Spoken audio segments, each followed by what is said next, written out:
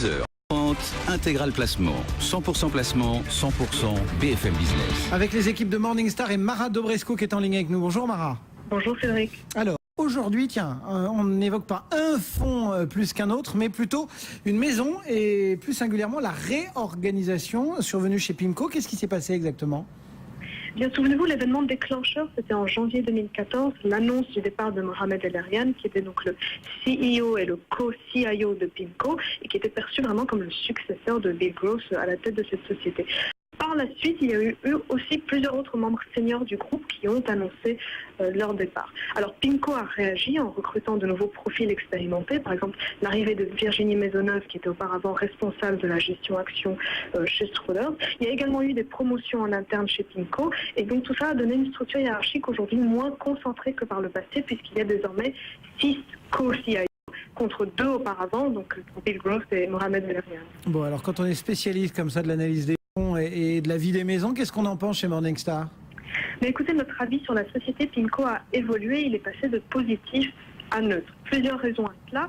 Premièrement, même si cette période de transition au niveau des équipes a été finalement plutôt bien gérée par PIMCO, on pense quand même que cette instabilité et ces nombreux départs sont peut-être symptomatiques d'une culture d'entreprise qui est moins solide que par le passé. Deuxième point, c'est que la question de la succession de Bill Gross, finalement, n'a pas été résolue, puisque les nouveaux CIO adjoints ont des profils très solides, mais reste à voir s'ils vont vraiment être capables de jouer ce rôle de challenger et de s'imposer au sein du groupe. Et puis, il y a aussi d'autres tendances chez PIMCO qui commençaient déjà à nous inquiéter par le passé, en particulier sur les frais, où nous pensons que la société n'a pas vraiment fait suffisamment d'efforts sur la durée pour partager les économies d'échelle réalisées avec les investisseurs. Alors, est-ce que l'autre mouvement que l'on remarque, à savoir une légère décollecte sur les fonds investis chez PIMCO depuis le début de l'année, est-ce que cette décollecte fait aussi partie de vos sujets de préoccupation ? Bon, oui, certes. Alors, si on regarde par exemple le fonds phare de la gamme, le PIMCO Total Return, la décollecte a été relativement massive. Elle s'élève à 52 milliards de dollars sur les 12 derniers mois. C'est vraiment beaucoup en absolu, mais il faut quand même relativiser puisque ça ne représente finalement que 18% de la taille initiale du fonds, donc 18% sur 12 mois. Et finalement, ce mouvement n'a pas eu d'impact sur la structure du portefeuille. Un portefeuille qui est investi pour la plupart en instruments très liquides, donc ça n'a pas vraiment perturbé la gestion et nous ne pensons pas que ce soit un risque, en tout cas pas à moyen terme. Donc notre changement d'avis sur PIMCO, il est plus lié vraiment à des facteurs fondamentaux qu'à cette histoire de décollecte. Changement sur PIMCO et donc sur les fonds PIMCO, enfin, est-ce qu'il y a un phénomène en cascade ou pas ?